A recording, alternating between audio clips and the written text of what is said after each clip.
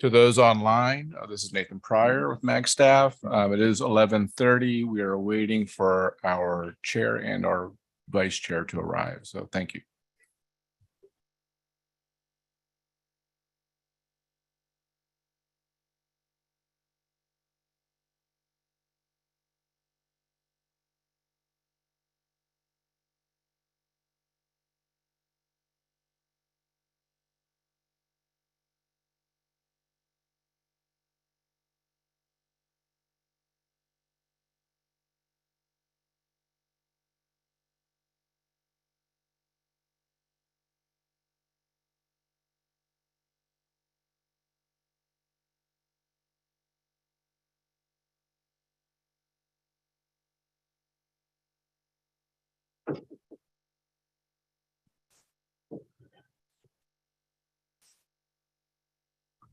Hello, there's a phone number ending in 7906. Could you please identify yourself?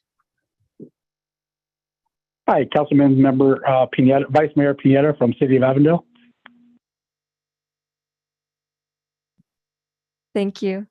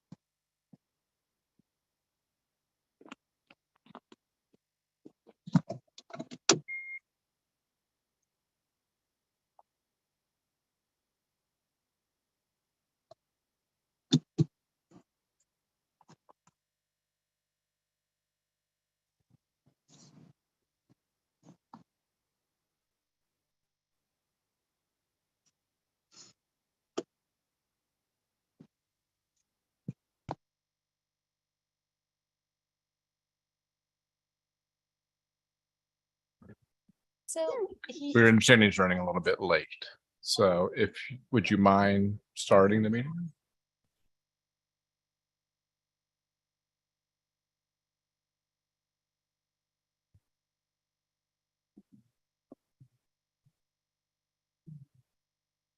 Good morning. I'd like to call this meeting of the Maricopa County Economic Development Committee to order.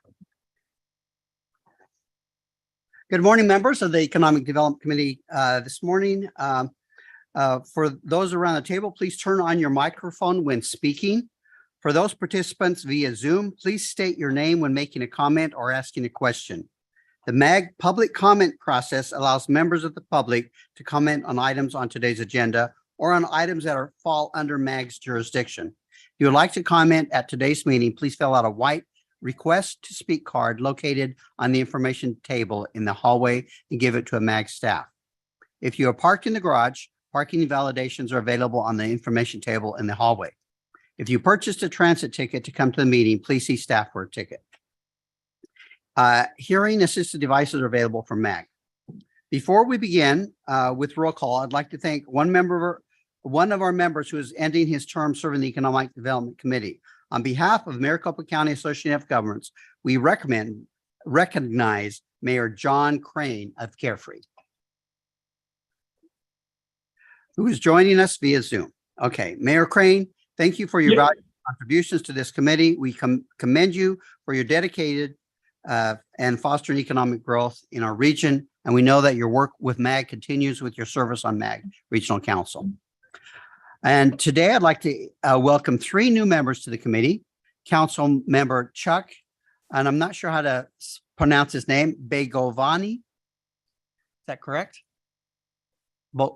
Bojan. Yeah, that's what it is.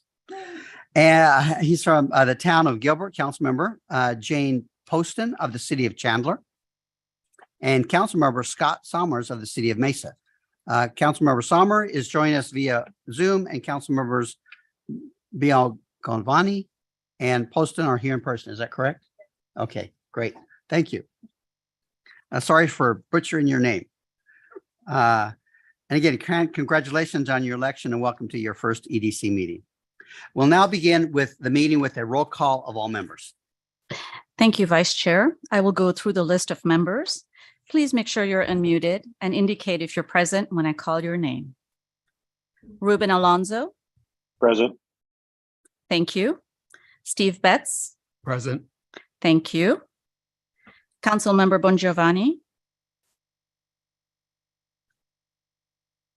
Tony Bradley. Present. Thank you. Paul Carden. Here. Thank you. Mayor Crane. Present. The screen shows Mayor Les Peterson. We have to get that fixed. Thank you. We will rename that. Thank you, Mayor Crane. Vice Mayor Durham. Present. Thank you. Councilmember Edwards. Present. Thank you.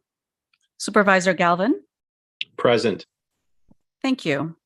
James Griffiths. Councilmember Guy. Present. Thank you. Vice Mayor Hampton. Here. Thank you. Mayor Hermosillo. Present. Thank you. Sintra Hoffman. Vice Mayor Judd. Excuse me. Sorry, this is Sintra. I guess I was unmuted. I'm here. Thank you. Vice Mayor Judd. Yes, present. Thank you. Councilmember Keating. Jim Kenny. Present. Thank you. Mayor LaVault. Yes, I'm here. Thank you. Chair Lewis. Vice Chair Malnar is here. Thank you. Mike Markham. Vice Mayor McMahon. Thank you. Superintendent Monroe. Present. Thank you. Councilmember O'Brien. Present. Thank you. Councilmember Oliphant. I'm present. Thank you. Councilmember Pineda. Here. Thank you. Councilmember Poston. Present. Thank you. Darcy Renfro. Mark Sanders. Present. Thank you. Todd Sanders. Present. Thank you. Mayor Smith. Here. Thank you. Councilmember Summers. Present. Thank you. Scarlet Spring. Present. Thank you. Marisa Walker. Present. Thank you. Bob Worsley. Present. Thank you. Is there anyone whom I missed? Thank you. Mr. Vice Chair, we have quorum. Thank you very much. If you will please rise and join me in the Pledge of Allegiance. I pledge allegiance to the flag of the United States of America and to the republic for which it stands, one nation under God, indivisible, with liberty and justice for all. Thank you. The next item on our agenda is call to public. Do we have any cards for the public? Mr. Vice Chair, we have not received any cards for the public. Thank you. Thank you very much. Well, then we'll go ahead and go on to item 4, approval of the December 6, 2022 Economic Development Committee minutes. I would move the minutes. Okay, we have a motion by Mr. Betts and Ms. McMahon. Thank you. Trying to read your name. All right, thank you. As a second. Do we have any members of the committee have any questions regarding the committee, the minutes of this committee? Seeing none. All those in favor, please say aye. Aye. Aye. Aye. Any opposed, say nay. You will now do a roll call of those on the phone. Thank you, Mr. Vice Chair and members of the Economic Development Committee. I will go down the list of members participating virtually. Please unmute and indicate how you vote. Ruben Alonso. Yes. Thank you. Paul Carden. Yes. Thank you. Mayor Crane. Aye. Thank you. Councilmember Edwards. Yes. Thank you. Supervisor Galvin. Aye. Thank you. Councilmember Guy. Aye. Thank you. Vice Mayor Hampton. Aye. Thank you. Mayor Hermosillo. Aye. Thank you. Vice Mayor Judd. Aye. Sintra Hoffman. Aye. Thank you. Jim Kenny. Aye. Thank you. Mayor LaVault. Yes. Thank you. Superintendent Monroe. Aye. Councilmember Oliphant.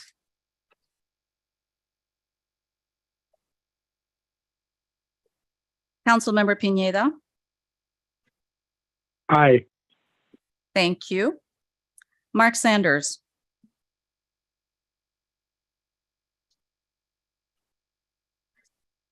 Councilmember Summers. Aye. Todd Sanders. Aye. Is there anyone whom I missed? Yes, Bob Worsley, aye. Thank you, Mr. Wardsley. Anyone else? Thank you. Mr. Vice Chair, the motion passes. Thank you. We'll now go on to item 5. Taiwan Semiconductor Manufacturing Company expansion of manufacturing capacity in the Phoenix region. Our next presentation is a presentation from Laura Franco French, the Director of State Government Relations for TSMC AZ Corporation. Ms. French will provide an update on TSMC's expansion of manufacturing capacity in the Phoenix region. This item is for information only. Thank you, Ms. French. Good morning, Mr. Vice Chair. Can you hear me? Thank you all very much for the invitation to be here. MAG is such an important part of economic development in our region and such a valued partner, so we're very honored to be presenting to you. I also would like to say thank you to Councilwoman O'Brien. She represents our district where we call it Fab 21, where our facility is, and she's been an integral partner in everything that we do. So thank you for being here as well. Next slide, please. So TSMC is a company I had never heard of about 4 years ago, and now it's all I can think about, and many of us. So in 1987, the company was founded as a pure play foundry. It was the first one. So we manufacture chips. We are a very trusted partner to all of our customers. We do not make our own designs, and that's what makes us unique. Next slide, please. So TSMC decided to build in Phoenix, Arizona, after many years of hard work. A lot of people who are here, including Sandra Watson, Governor Ducey, Mayor Gallego, Chris Mackey at the City of Phoenix, and GPEC, did not let the relationship go for probably a decade at least. I know that Governor Brewer and Sandra were in Taiwan in 2013 and cultivated the relationship. And really, that is a lot of the reason that TSMC came to Arizona. Of course, also because of the infrastructure in the state, the water in the state, and a lot of other reasons, the workforce, a strong relationship with ASU that was building over time as well. So we had announced what we were going to build in 2021, which was a $12 billion investment at that time, and the state's largest foreign direct investment deal. But we made some recent announcements. So I'll just go through what we talked about in 21. We were going to have for one fab, what we call phase one, fab one, that was going to have a $12 billion economic impact and 2,500 jobs. Here are some of the things that we were saying then.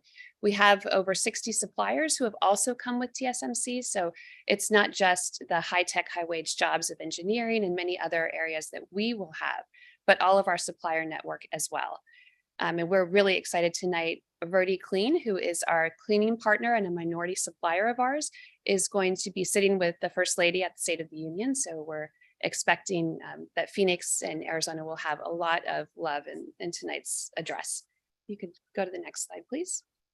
So we had a big event in December. President Biden came and many members of Congress, and we upped our announcement. We are building 2 phases. The first phase will be 4 nanometer, which is leading edge technology that is not being built in this country. So this is really going to help us not only onshore the industry and have chips readily available, but it's also very important for our national security. As we saw during the pandemic, our supply chain was hurt. We weren't able to get access to some of the chips that really help in a lot of emergency situations, medical, health innovation. So that will all be here. Our phase 2 will be building 3 nanometer chips. So in 2024, we'll have 4 nanometer in production at between, I think we're at 24,000 a month is what we'll have. And then we'll have 3 nanometer. This is 4,500 direct jobs. Right now we have around 10,000 construction workers on our site every day. We will have over 21,000 construction jobs and over 13,000 with our suppliers. So we'll generate $769.8 million in direct tax revenues and create $4.1 billion of personal income and $20.6 billion in economic output. These are numbers that GPEC help us put together, but the workforce implications are amazing as well. We'll need the top talent in the world, and ASU is producing a lot of great engineers, but we are leading edge. We're going to need more than what they're producing. So we're going to be looking at a global talent pool. And because this technology is not happening here, we had to bring several employees from Taiwan to stand up this fab. So we have the added benefit of a large Taiwanese population who's come here. They'll be here for 3 to 4 years to help us get everything up and going. So we have around 350 students in the Deer Valley School District, and just really creating opportunities for a broader cultural exchange. We are working with Maricopa Community Colleges. They've put together at Estrella Mountain a boot camp, a semiconductor boot camp. So we don't just need engineering jobs, we need many different levels. So they have identified students who were already good at sciences and had the aptitude and continue to put them through these boot camps. It's really changing lives. We're trying to make STEM something that younger generations also think is great so that they want to go into engineering and really grow with us in this career path. I think we can go to the next slide, please. So in Taiwan, we have Fab 18 is our gigafab. We've trademarked that word. We don't do things small. So This is what we're currently doing in Taiwan. We're operating 4 12-inch gigafabs, and combined capacity of 4 facilities exceeds 9 million 12-inch equivalent wafers in 2020. 5 nanometer is currently accelerating mass production there as well in Tainan. You can go to the next slide, please. I'll show you just kind of an overview of where our facilities are located. Like I said, TSMC Arizona is the first fab outside of Asia. So that comes with a lot of unique challenges that I think there's a lot of incentives that in Asia, there's up to 30% incentives for building semiconductor facilities. So we've worked diligently with the Congress and many partners. The CHIPS Act is groundbreaking for all of us, not just for building semiconductor, but really building that innovation ecosystem. So there's opportunities for an advanced manufacturing portion, for education portions and innovation. So we're really excited to see when that plays out. We hope that a lot of it will be in Arizona, and ASU will be a strong part of it as well. Next slide, please. So here's a picture of what we do in Taiwan, one of the things that we do. And we have a lot more land than we're building on right now. So I'm hoping that this is a story that we can continue to tell and continue to grow in Arizona. Thank you so much. Thank you very much. Are there any comments or questions for our guest speaker today? Yes, Mr. Betts. Laura, I had opportunity to be out there a couple of weeks ago and get a tour. It was just incredible. The 10,000 you can't fathom having seen 10,000 workers working on the same site at the same time. It was a bit like an anthill watching that operate. So congratulations on being able to coordinate all that work. The job numbers are very impressive, both construction and permanent jobs. How are you doing on workforce housing, finding housing for all these workers, both temporary during the construction, and you're going to be under construction for what, 10 years, but also the permanent jobs? So thank you, Steve. On housing, for our employees who we have brought here, we have around 2,000, including spouses and children. So we did find housing for them because this is part of their work assignment. We are not directly involved in finding housing for others, but what we're doing is, and I've met with Steve, there's a wonderful opportunity at Metro Center of attainable housing coming up. So I've been taking just names and websites and any information on housing developments, and we put them together in a list and share them with our employees. So when they ask or they need help, we can be helpful in that way, but directly we're not working on it. So it's hard to know what the total demand is going to be for them, because some people already live here and some will want to move closer, but thank you for that. So far, they're finding housing. Yes, Okay. We have not heard that it is a problem yet. Okay. Thank you. Thank you. Any other comments or questions from any members of the committee online? I had a quick question. Yeah, identify yourself, please. This is Brandon Hampton with the city of Goodyear. Just had a question on the talent pool. Like you were saying, you're having to bring more people with the skill sets that are needed in that area. Do you have any problems with getting any visas for them to come, or at least have enough visas? Because I think we're competing against probably a lot of across the nation, probably for higher educated talent pool. So I'm just curious if you had any issues with that. Thank you for the question. So for the employees who are coming from TSMC, we don't have any problems. They're on a special visa where it has not been an issue at all. But in the future, when we are trying to attract a global talent pool, possibly some of these amazing graduates of ASU who need a work visa, we definitely are concerned about immigration reform and visa reform, something that we've talked to Congressman Siscomani about and others, and that is going to be something that I think that the industry will start working on collectively in the future. Okay, thank you. Any other questions? I have just one comment question. One of the things that I've studied is the rate of engineers coming into the United States from foreign countries versus our own engineers growing within our country. And that's a concern of mine based on the statistics that I'm seeing, that we're bringing a lot of engineers from foreign countries. And this, you mentioned this is a very specific, you need high talent.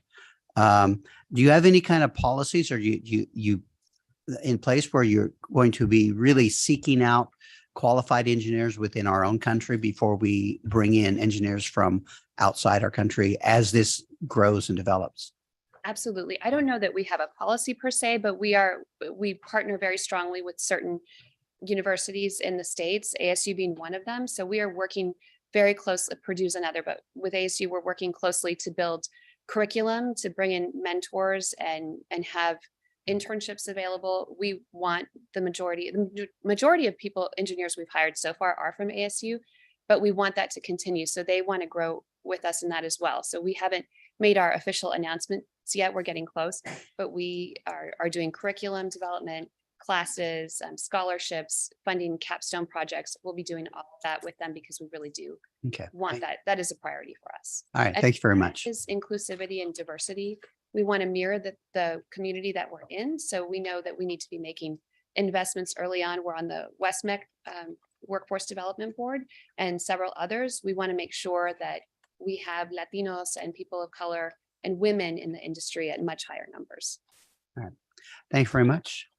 Any other comments? Yes, Chair, I have a question and comment. Identify yourself, please. This is Cintra Hoffman with Westmark. Laura, thanks for your presentation.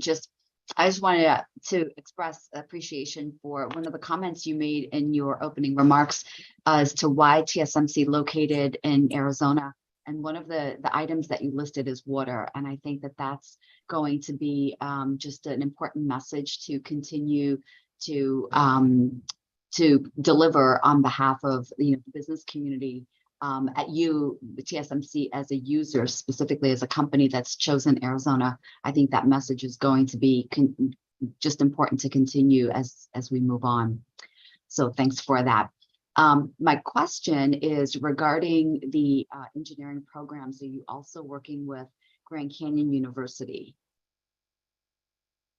Thank you, Cintra. Yes, we are working with Grand Canyon University as well, and we're engaging the U of A as well. So we're really trying to broaden what we can do. I know Grand Canyon, when we've met with them, they're very flexible, as is Maricopa Community Colleges. If there's a need, they can build a program to stand up a curriculum, and so we're very appreciative of that. So yes, we are. And I just wanted to say on water, semiconductors have a very good water story. We recycle up to almost 100%.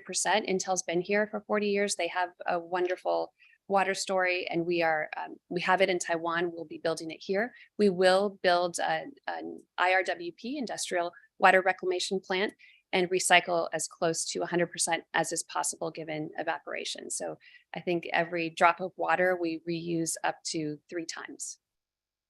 Excellent. Thank you. Any further comments or questions?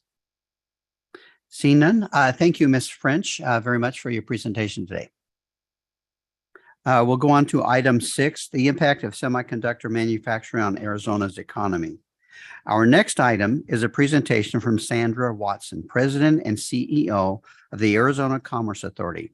Ms. Watson will present on the impact of the semiconductor manufacturing on Arizona's economy.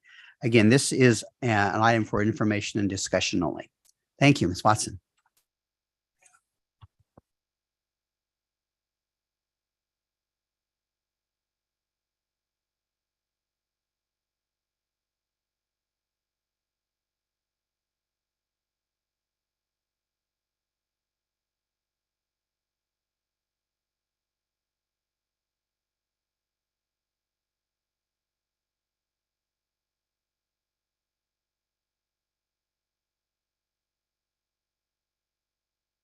Can you all hear me now? Okay, so thank you to Laura and the amazing work that TSMC is doing and continues to do in our state. We are so excited about the semiconductor industry in large part because of the work that TSMC is doing in our state. But again, as you'll hear and see in my presentation, the significant investment and historical sort of partnership we've had with Intel, which has really led in an effort that allows Arizona to be one of the top 3 states in the entire country as it relates to the semiconductor industry. So next slide. I'm going to go through a few slides to talk a little bit and set some context on what's happening in our state. Clearly, you have all seen the incredible momentum that we are all experiencing throughout Arizona. You are in large part responsible for that. All of your cities, all of the organizations that are part of MAG have been working very, very closely with ACA and other partners to make sure, and GPEC and others, to make sure that we continue to be top of mind for site selectors, business decision makers, in particular in the global arena. So I just wanted to talk a little bit about the slide in front of you to date. And so we run on a fiscal year. And so as of today, we have landed 49 projects already since July 1st of 2022. Those 49 projects represent just close to 14,000 new jobs with an average wage of almost 68,000, which is really incredible. When we started the ACA back in 2011, the median wage for Arizona was just over 35,000. So at the average wage is probably in the low 40s. Now we're working with clients and customers that are adding very significant, high quality, highly skilled jobs. The CapEx is $35 billion. And I will say again, thanks to Laura and TSMC. Their additional investment and announcement in December has really upped that number for us. But you'll see that the work that we're doing here in partnership with all of the cities and GPEC is to diversify our economy. When we established the ACA, it was really about diversifying and creating a sustainable economy for the long run. The projects you see in front of you are projects in many sectors, and we want to make sure we continue to diversify, not only from a product standpoint, but also a geographic location. So we're seeing projects from all over the world, and we're very, very excited about some of the new opportunities. Next slide, please. This is our pipeline as of today. This is just a quick snapshot. This changes on a regular basis, as you can imagine. By the time I get back to the office, we may have added 2 or 3 more new projects. Arizona is being recognized as a leader for manufacturing opportunities in several sectors, in particular the semiconductor sector. As you see, again, a very well diversified portfolio.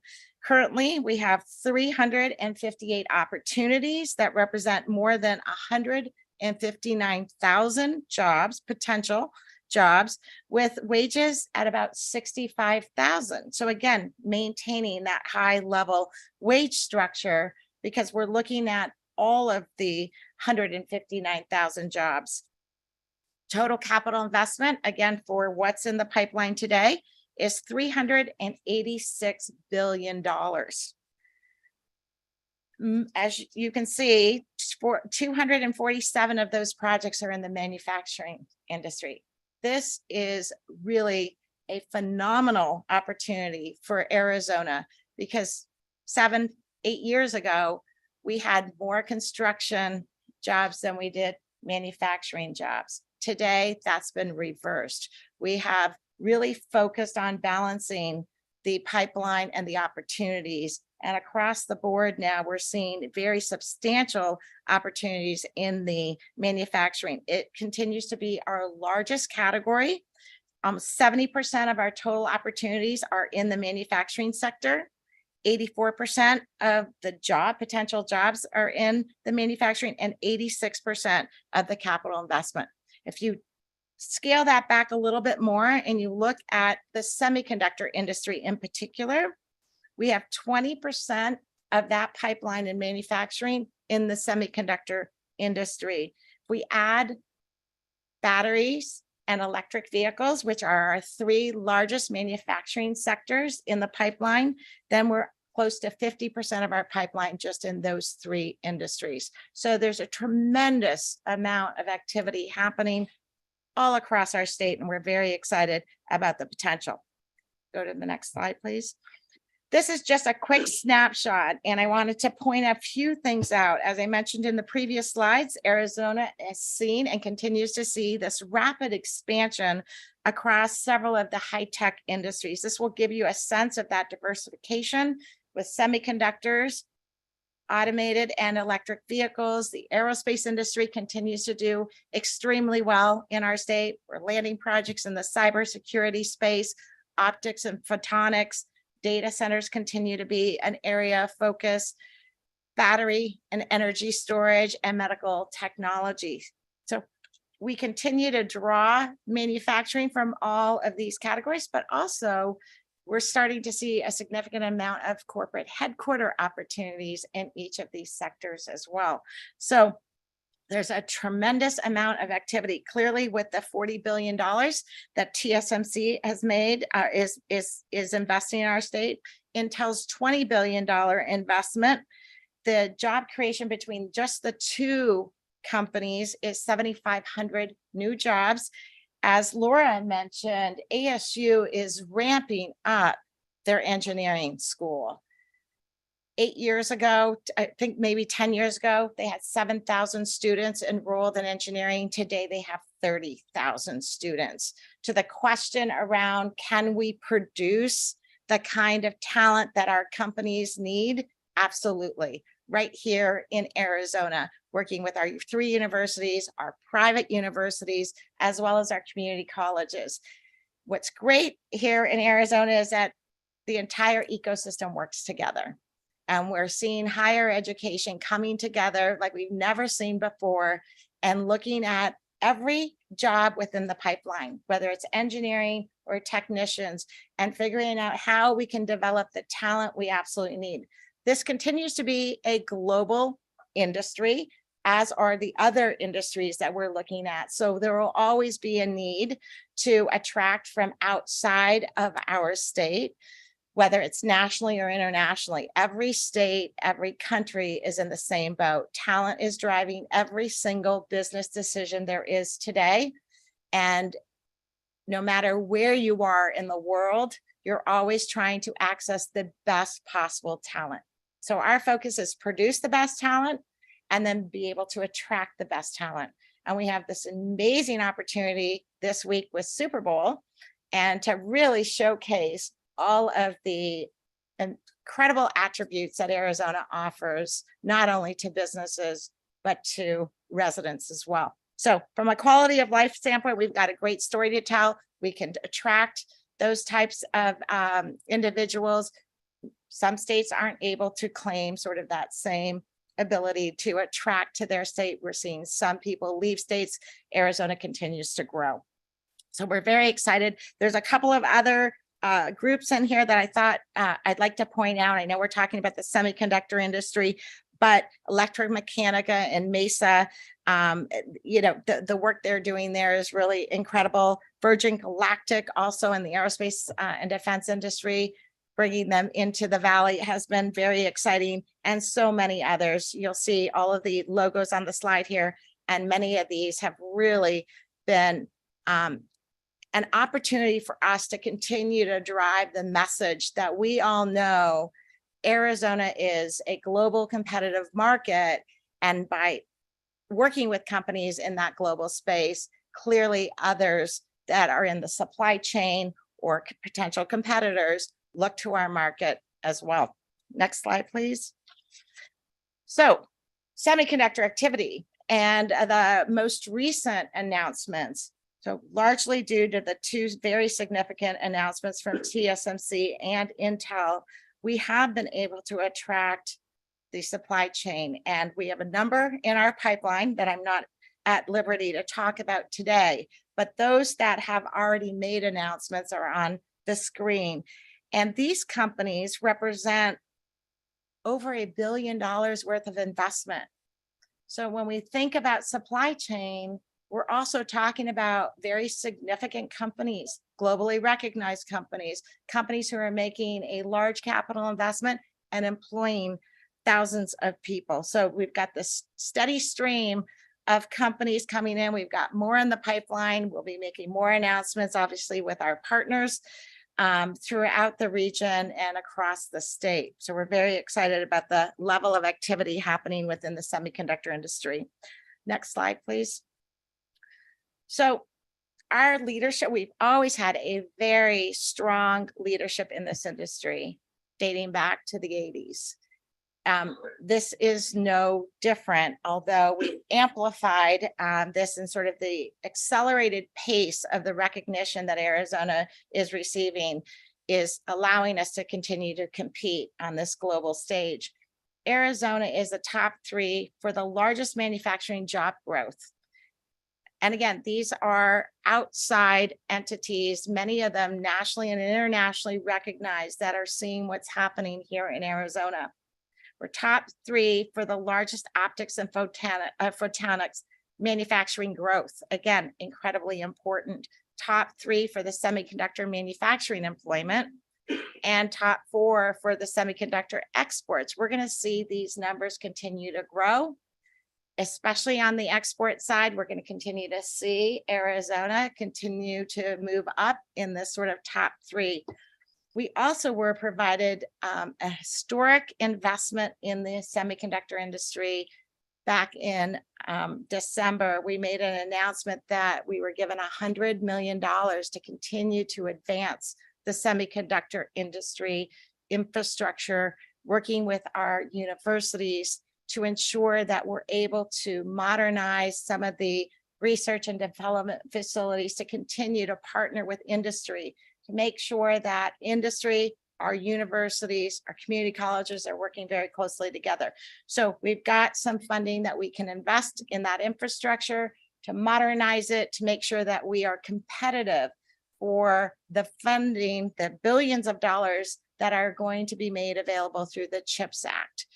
And Arizona wants to successfully compete for those funds. We have assembled an entire team of partners from across the state. Industry is leading that effort along with the ACA and our partners to make sure when those applications or when those solicitations are out on the street, that we can compete very successfully as a state, bringing all of our assets together and putting our best foot forward. Next slide, please.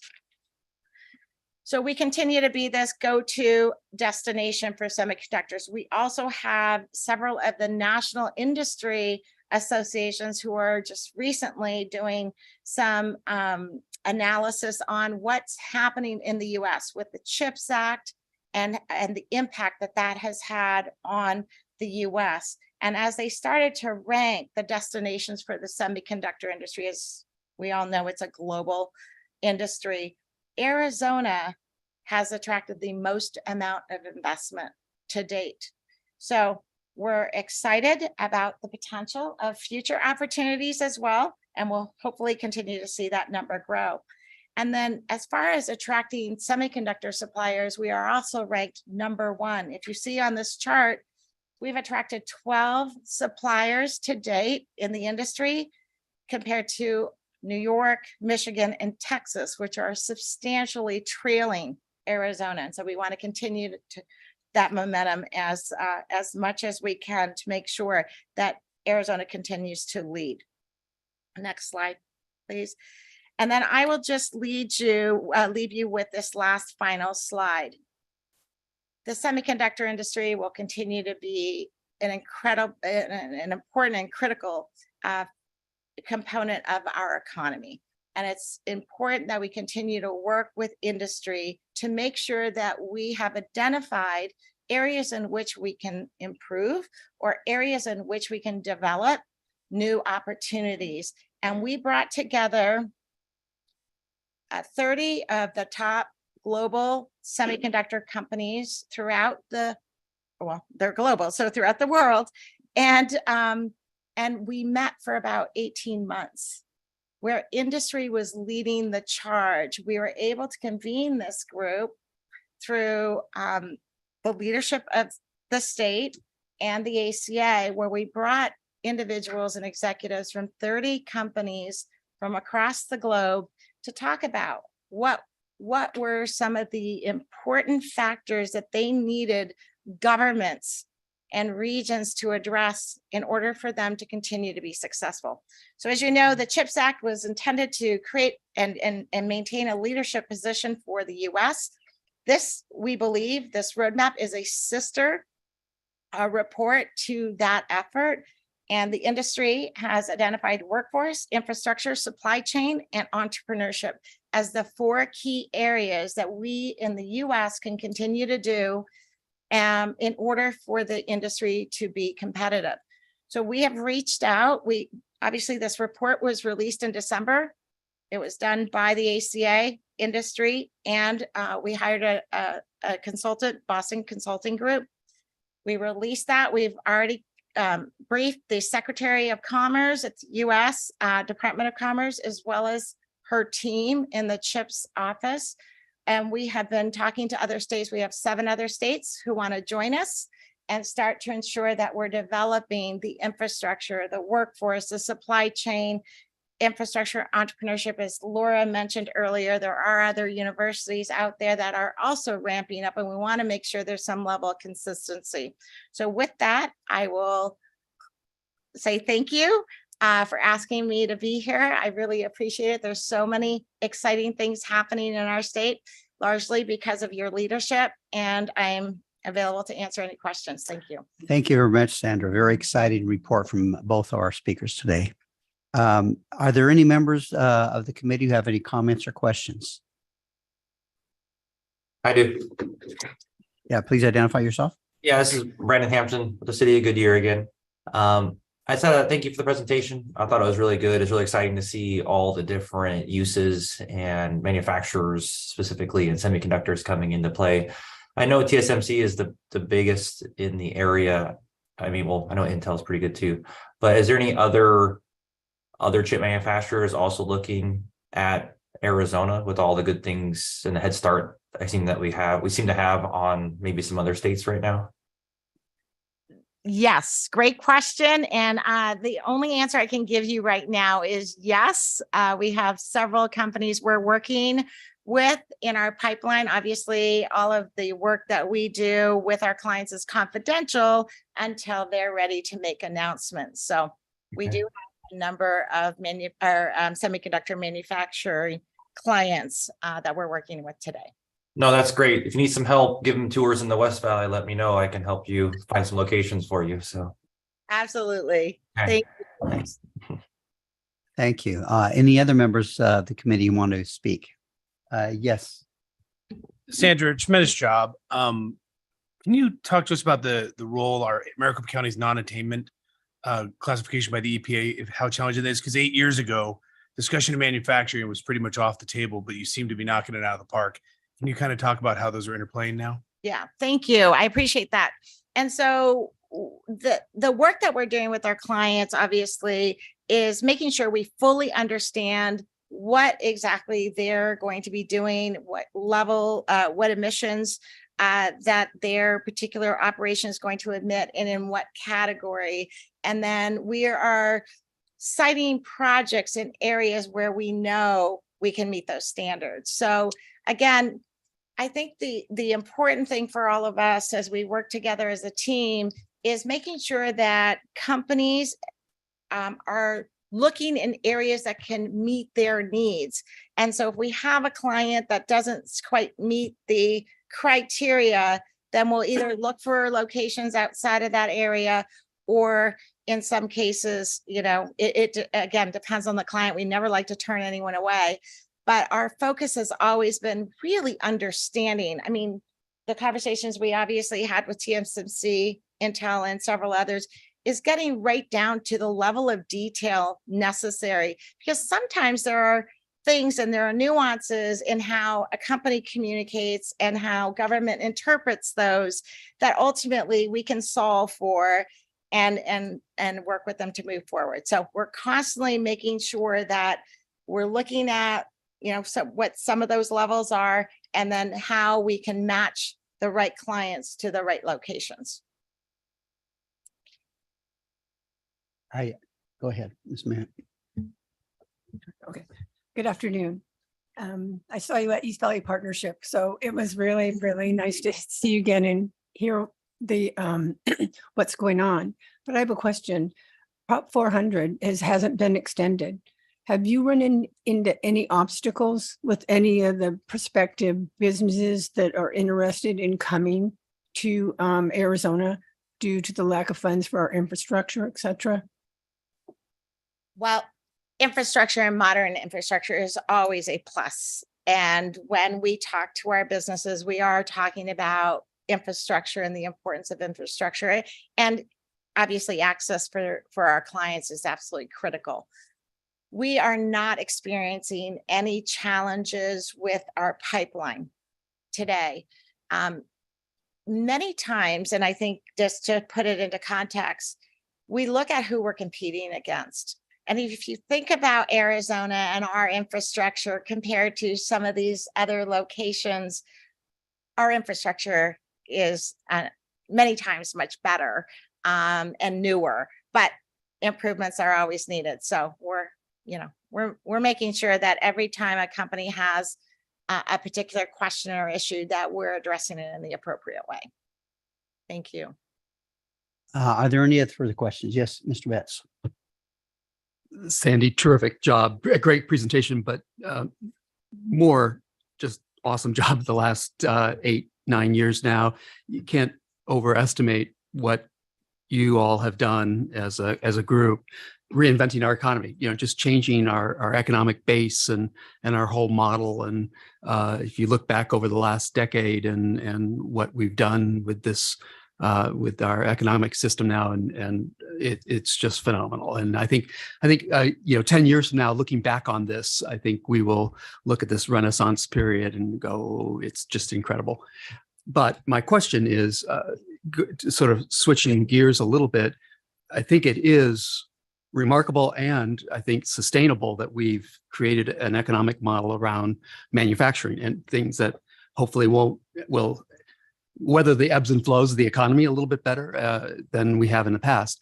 But looking at the pipeline, the thing that's weakest is office, and that's in the past that has been one of the things that ebbs and flows, but it's been one of our stronger in the pipeline.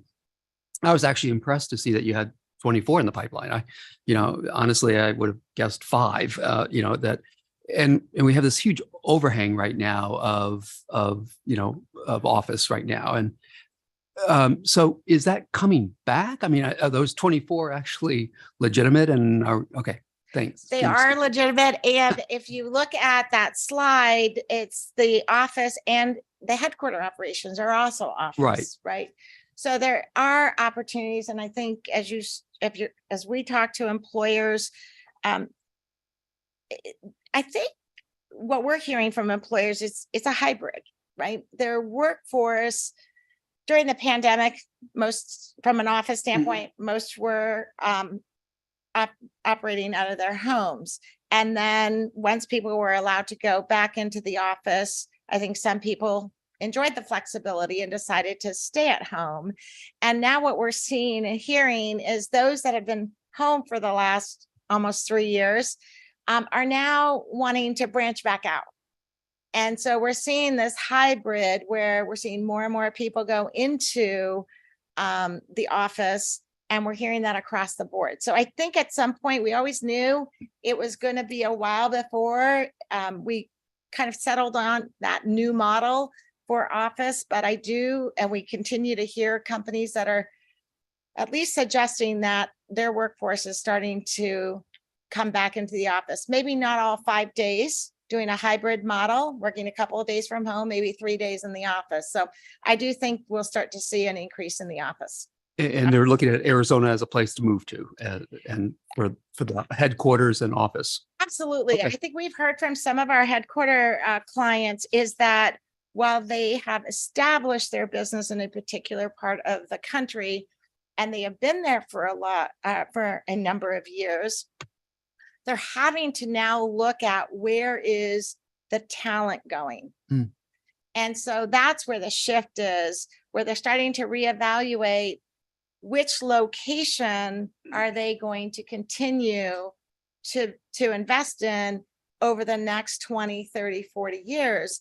And talent is driving every decision. And because Arizona continues to attract talent to our state, and we saw that during the pandemic as well, when people were given a choice as to where they could live if they were working from home, we saw an influx of people moving to Arizona. So that does not go unnoticed. And companies are looking at where is that new location where we can find the talent that the younger generation and talent that they need moving forward. Thank you. Yeah, thank you again. Are there any other members who have any comments or questions?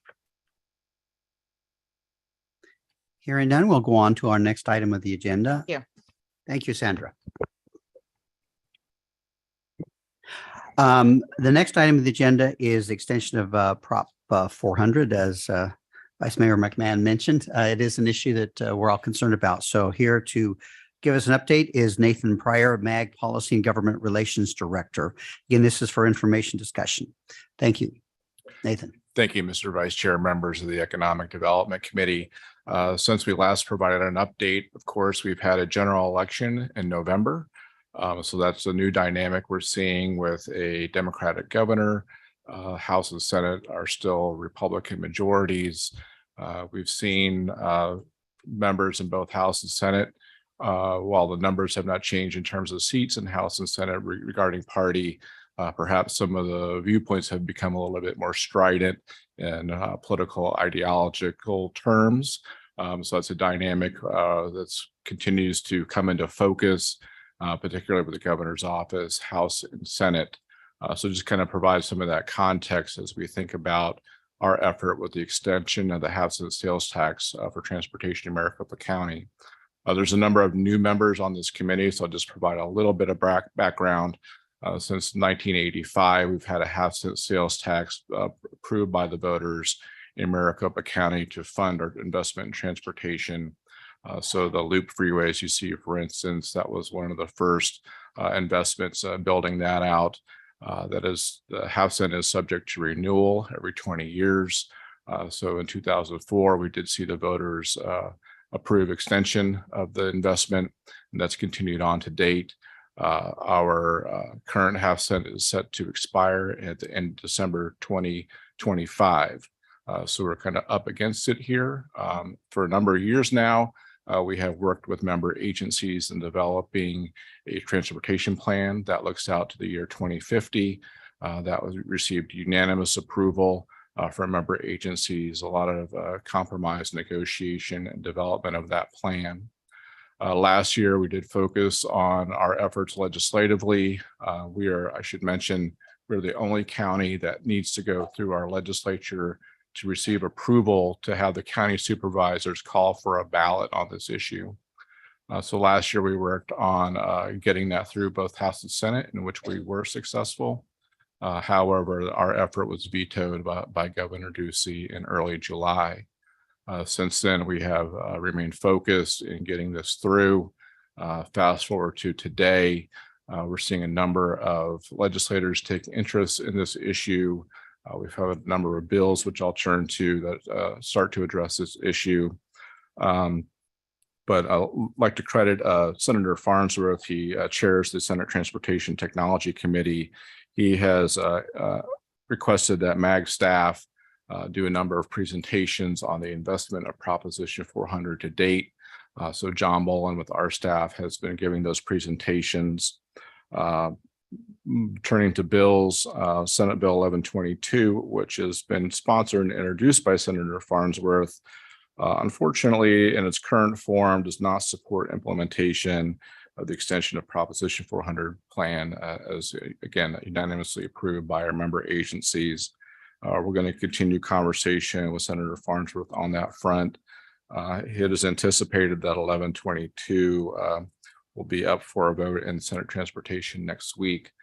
There were hearings on this bill. There was a hearing on this bill yesterday, providing opportunity for public and stakeholders to share their perspective and opinion on that. We did see a number of stakeholders come out against that, voicing that opposition to the bill in its current form to Senator Farnsworth and members of the committee. So we will proceed working with the senator. He has indicated that he's open to discussing this, so we're going to take him up on that and continue discussions on that front. Another bill we've seen introduced is Senate Bill 1505. This one's sponsored by Senator Carroll. This bill is modeled on our legislation from last year, that being House Bill 2685. So we really see this as the vehicle, as a potential starting point for continued conversation. Again, appreciate Senator Carroll for his introduction of this bill. Probably among Republican legislation introduced on this front is the one that most closely, again, modeled after our legislative efforts last year. So we'll continue working with Senator Carroll on that front. On the House side, we've seen House Bill 2527 introduced. This is by freshman legislator Lisa Sun. She again modeled this legislation on last year's legislation. So it's an opportunity to really have a placeholder in the House. Again, legislative effort modeled after last year. So we're encouraged on that in terms of a placeholder. So thank you to Representative Sun for that. And then finally, Representative Livingston, we've been having a number of conversations with Representative Livingston, understanding that he did anticipate introducing a bill. So he did introduce Fact 2633, came out, I believe, late yesterday. We're continuing to review that legislation. Representative Livingston has been in these conversations for a number of years now. So again, another opportunity looking at the House Republicans to continue conversation on getting this through and through our legislature. So a lot to manage and think about, number of competing bills, but again, really focus on 1505 in the Senate. So thank you to Senator Carroll for that. We're going to continue our involvement conversations with the Senate Transportation Committee. Again, I think there's a lot still kind of coming into focus, if you will, regarding this dynamic between the governor's office and House and Senate. We're seeing initial run at a budget proposal from conservatives that stalled out yesterday. I think that was going to be kind of a little bit of a litmus test between House, Senate, and governor's office. We know education expenditure limit is coming up as well. That'll help kind of sharpen our focus as our legislative effort on continuation of the half cent sales tax for transportation continues. So a lot to look forward to as we move ahead. Mr. Chairman, that completes my presentation. I'm available for any questions. Thank you, Nathan, for your presentation. Do we have comments or questions from the committee? Yes, Ms. Smith. So Nathan, I know that this may not be the right time in regards to taking action, but after Prop 400E is very hopefully realized, will we be looking at moving legislation that doesn't require a county based on population to move to the legislation for approval and then the governor? I mean, to me, it's completely ridiculous. I've searched for good logic and good reason and can't find any. So will we be taking action in future years? Because I think that's necessary. Yeah, Mr. Vice Chairman, Mayor Smith, that's a great point. That's probably something for consideration at a future date. It is really a first obstacle, if you will, in any of this conversation. So we'll be looking to address that at a future time. Any other members here present have a comment or question? Yes, Mr. Betts. I would love to pile on to that comment that it's called the so-called Jerry Overton rule, that when he was in the legislature, put that amendment on that required Maricopa County to go get permission. And that makes zero sense to me anymore. And there's so many other things that, there's been discussions over the years about the fact that we're the largest metropolitan region in the country without any consistent funding for arts and culture. And we can't talk to our county board about that either without going through the legislature. And we can never get that done by the legislature either. And so, we should be able to talk to our county board of supervisors and get them to put something on our ballot if it's needed. And why we're the only county that can't do that without the permission of the legislature and signature of the governor makes no sense to me. And so I think some discussion of repealing the Overton rule, I think, needs to be brought to the table at some point. Mr. Vice Chair. Yes, Ms. Smith again. So in all of my discussions and research, I understand that Pima County may be getting based on population. That's the findings that I found so far. So if that happens, we might have them joining in with us in terms of making sure this legislation gets. But yeah, it is frustrating. Thank you. To that All point, right, Mr. Vice. thank you. Any other members here present have a comment? Mr. Pryor, did you have a comment? Yes, just to Mayor Smith's point, Pima Association of Governments through Pima County is able to call their own ballot. Right now. Mhm. Currently, yes. Right now. Right. No, that's your point. Yes. All right, thank you. Are there any members virtually who have a comment or question?